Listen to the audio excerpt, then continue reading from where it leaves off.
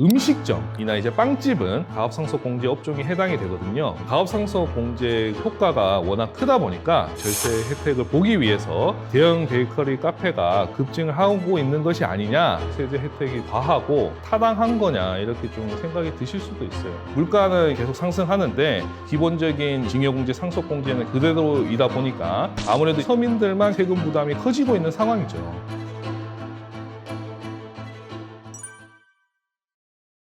최근에 대형 베이커리 카페가 2008년 기준으로 18개 정도였던 그 대형 베이커리 카페가 23년 기준으로 108개로 많이 증가를 했다, 이런 뉴스를 저도 봤습니다. 그 이유 중 뭐 하나는 당연히 이제 사람들이 디저트를 많이 선호해서 뭐 그런 경우도 있겠지만은, 이 외곽에다가 대형 베이커리 카페를 이제 지음으로써 상속세에 이제 절세 효과가 있다, 이런 내용도 있거든요. 이것을 이제 우리가 가업상속공제라고 합니다. 이 가업상속공제를 받게 되면은 최대 600억까지 상속세를 한 푼도 없이 상속재산을 다 물려받으실 수 있습니다.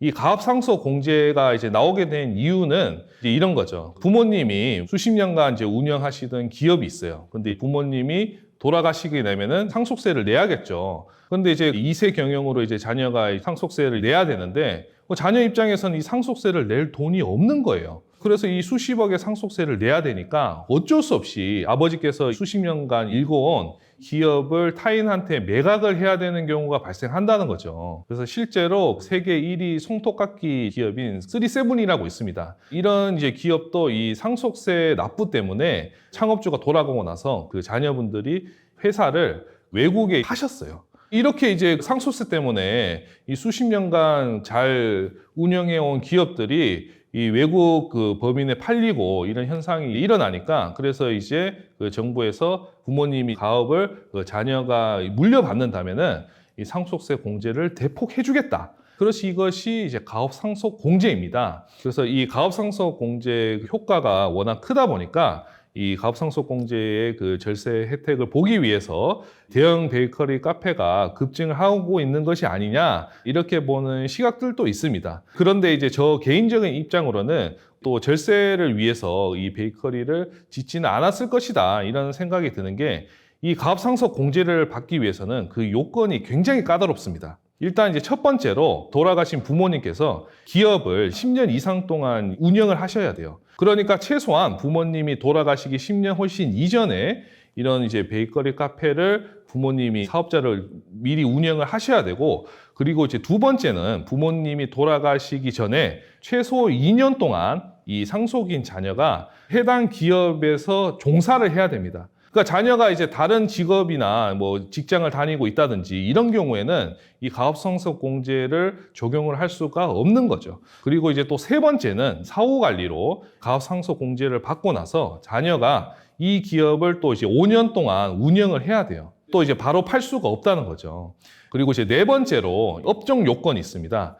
일정 업종에 대해서만 이 가업상속공제를 받을 수 있는데요. 카페 같은 경우는 가업상속공제를 받을 수가 없어요. 그래서 이 베이커리를 하는 이유가, 우리가 이제 음식점이나 이제 빵집은 업종에 해당이 되거든요. 이 가업상속공제 업종에 해당이 되다 보니까 카페로 하기보다는 아무래도 이제 빵집이나 음식점으로 사업자를 이제 등록을 하시고 운영을 하시면서 해야 가업상속공제를 받을 수 있으니까, 그래서 이제 그냥 일반 카페보다는 베이커리 카페로 이제 하셔야 이 가업상속공제를 받으실 수 있다는 거죠. 이처럼 가업상속공제는 공제 효과도 굉장히 크지만은 요건도 굉장히 까다롭기 때문에 10년 훨씬 이전부터 미리 준비를 하셔야 절세 효과를 보실 수 있다. 그리고 사업이 잘 되면 이제 물론 좋지만은, 이 외곽에 베이커리 카페를 지었다가 망하면 사실 그것도 좀 곤란하거든요. 이 외곽의 땅 같은 경우는 아무래도 나중에 또 팔기도 어렵고, 그렇게 되면 또 오히려 이제 또 자녀 입장에서는 차라리 부모님이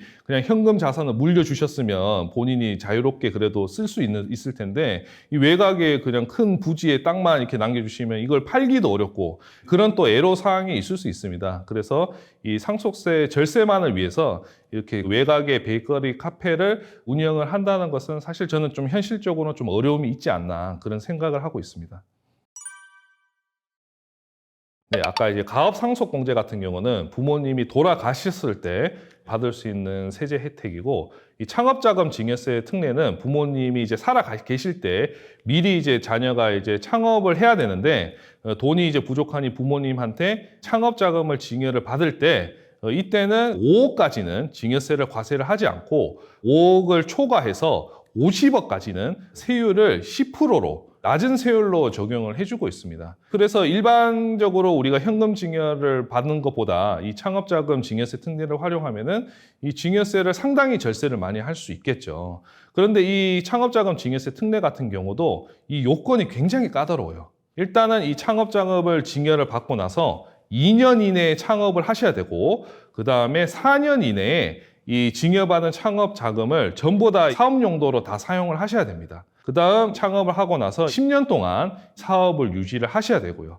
그래서 이 창업 자금으로 증여세 특례를 이제 활용을 하시려면은 나중에 국세청에서 이렇게 이제 창업을 했는지, 증여받은 자금으로 전부 다 사업 용도로 사용을 했는지, 이런 것들을 국세청에서 굉장히 이제 엄격하게 사후 관리를 하고 있습니다. 네, 그래서 만약에 내가 4년 이내에 창업 자금으로 모두 사용을 해야 되는데 그러지 못했다. 그럼 사용하지 못한 자금에 대해서는 이제 당연히 가산세를 내야겠죠. 연이자율 8%에 해당되는 납부지연 가산세를 내셔야 합니다. 진짜로 이제 자녀가 창업을 해야 돼서 그 돈이 이제 일시적으로 급하다. 그럼 이런 경우는 창업자금 증여세 특례를 활용하시는 것이 좋지만은, 사실 이 창업자금 증여세 특례에는 이 한 가지 함정이 있습니다. 지금 당장은 증여세를 감면을 해주지만 나중에 부모님이 돌아가셨을 때 이 증여받은 창업자금을 전부 다 상속재산에 포함을 해서 결국에는 상속세로 다 세금을 내셔야 돼요.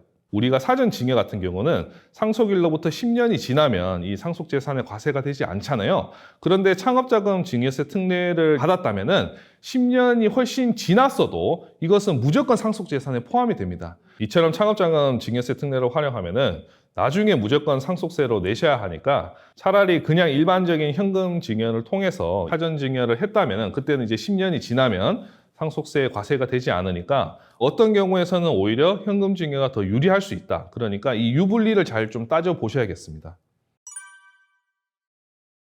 또 최근 대두된 절세 방법 중에서 여러분도 한 번쯤은 들어보셨을 거예요. 가족법인이라는 것이 있습니다. 부모님과 자녀가 이제 같이 주주로 구성된 이 법인을 활용해서 증여세를 절세를 할 수 있는데요. 가령 이제 부모님이 이제 지분이 50%, 자녀 지분 50%인 법인을 만듭니다.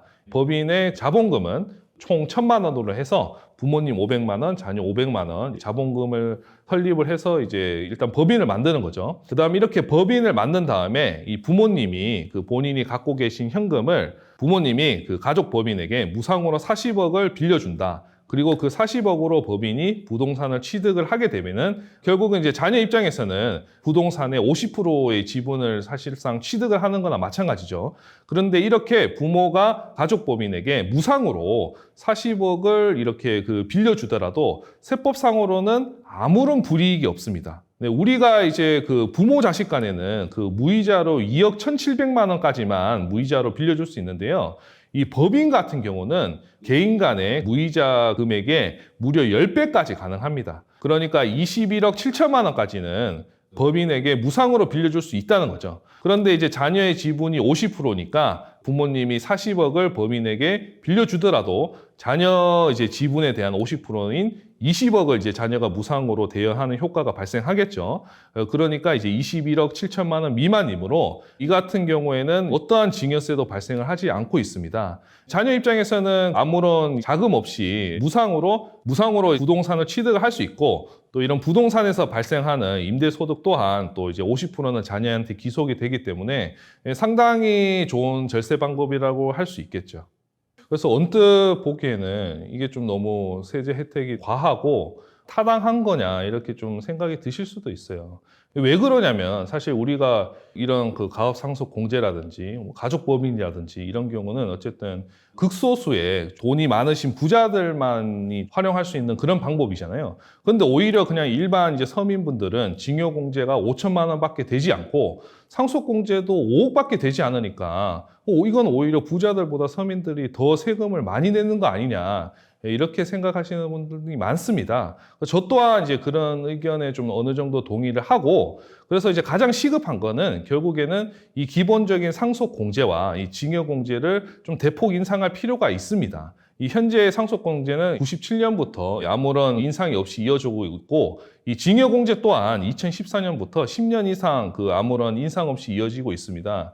이렇게 물가는 이제 계속 상승하는데 이 기본적인 징역 공제, 상속 공제는 계속 그대로이다 보니까 아무래도 이제 서민들만 계속 이 세금 부담이 커지고 있는 상황이죠. 그래서 저는 이 징역공제, 상속공제를 좀 최소한 2배 이상으로 대폭 인상하는 것이 시급하다, 이렇게 의견을 드리고 싶습니다. 사실 이게 또 편법이라고 말씀을 하시면은 이게 불법이라고 하시는데, 아까 말씀드린 뭐 가업상속공제라든지 뭐 창업자금 증여세 특례라든지 이런 것들이 편법은 아니에요. 다 합법적인 것이고, 우리가 이제 어떤 뭐 절세하는 목적으로서 베이커리를 창업을 하더라도 이것은 편법이 아니라 굉장히 합법적이고 아무런 문제가 없는 방법입니다. 나라에서도 또 이러한 혜택을 주는 것이, 기업을 창업하거나 운영을 하면서 근로자를 채용을 해야 되고 이런 또 일자리 창출 효과 같은 것도 있거든요. 그래서 너무 또 이런 세제 혜택에 대해서 너무 또 이제 안 좋은 인식으로 보시기보다는 긍정적인 효과도 있다, 이렇게 보셨으면 좋겠습니다.